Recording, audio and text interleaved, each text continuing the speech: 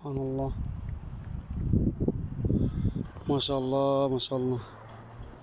এত সুন্দর লাগতেছে এই পাহাড়ের মধ্যে, পাথরের মধ্যে কিভাবে কিভাবে মাশাআল্লাহ সব সবুজ হয়ে গেছে।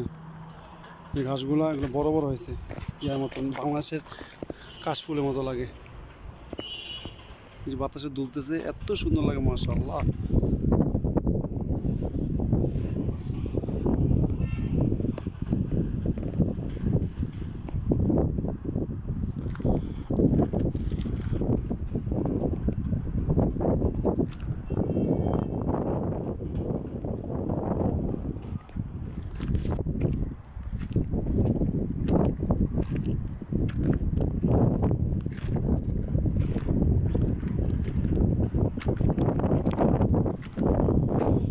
মাশাআল্লাহ ভাই।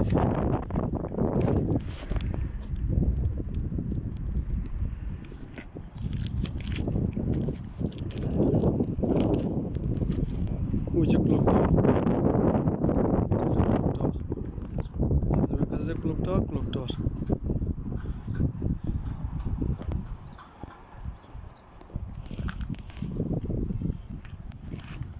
এগুলো সব ওয়ার্কশপ, সব সবুজ পাহাড়।